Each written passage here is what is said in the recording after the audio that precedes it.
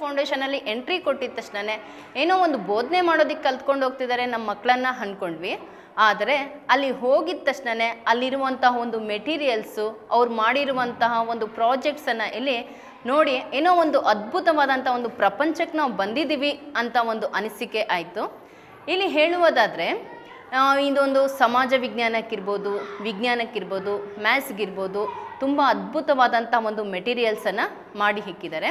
ನಮ್ಮ ಸ್ಕೂಲಲ್ಲಿ ಏನು ಮಾಡ್ತೀವಿ, ನಾವೇನು ಸ್ಪರ್ಶಿಸದೆ ಅಂತಂದರೆ ಮುಟ್ಟದಿರ ಇರುವಂಥ ಒಂದು ಮೆಟೀರಿಯಲ್ಸು ಅಥವಾ ಪ್ಲಾಸ್ಟಿಕಲ್ಲಿ ಮಾಡಿರೋವಂಥ ಮೆಟೀರಿಯಲ್ಸನ್ನು ನೋಡಿದ್ವಿ.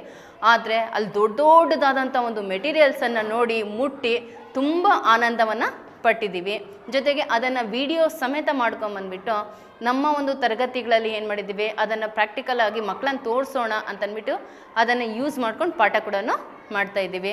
ನಾವು ಯಾವಾಗೋ ಚಿಕ್ಕ ಮಕ್ಕಳ ಒಂದು ಸಂದರ್ಭದಲ್ಲಿ ನಮ್ಮ ಟೀಚರ್ಸನ್ನು ಕಲ್ತ್ಕೊಂಡಾಗ ನಾವು ಎಷ್ಟು ಎಂಜಾಯ್ಮೆಂಟ್ ಮಾಡಿದ್ವೋ ಅಷ್ಟು ಎಂಜಾಯ್ಮೆಂಟನ್ನು ಆ ತಾರಾಲಯಲ್ಲಿ ಮಾಡಿರೋದನ್ನೋದು ಇವಾಗಲೂ ಕೂಡ ಒಂದು ನೆನಪು ಬರುತ್ತೆ. ಅಲ್ಲಿ ಹೋದಂಥ ಸಂದರ್ಭದಲ್ಲಿ ಅಲ್ಲಿನ ಟೀಚರ್ಸ್ ಅನ್ನೋದು ಕೇವಲ ಬೋಧನೆಗೆ ಸಂಬಂಧಿಸಿರೋ ಥರ ಬೋಧನೆ ಮಾಡೋದಿಲ್ಲ, ಮಕ್ಕಳ ಜೊತೆ ಏನು ಮಾಡ್ತಾರೆ, ಮಾಡು ಕಲಿ ವಿಧಾನದಲ್ಲಿ ಅವರು ಕೂಡ ಏನು ಮಾಡ್ತಾರೆ, ಒಂದು ಮಗುವಿನ ಜೊತೆ ಮಗು ಆಗಿ ಅವರು ಕೂಡ ಏನು ಮಾಡ್ತಾರೆ, ಆ ಒಂದು ಮಾಡೆಲ್ಸನ್ನು ಮಾಡ್ತಾ ಇವರು ಸಹ ಮಾಡ್ತಾ ಏನು ಮಾಡ್ತಾರೆ, ಕಲಿಕೆಗೆ ಇಂಪಾರ್ಟೆನ್ಸನ್ನು ಕೊಡ್ತಾರೆ. ಅದೊಂದು ಅದ್ಭುತವಾದಂತಹ ವಿಚಾರ ಅಗಸ್ತ್ಯ ಫೌಂಡೇಶನಲ್ಲಿ ಅಂತ ಕೂಡ ನಾವು ಹೇಳ್ಬೋದು.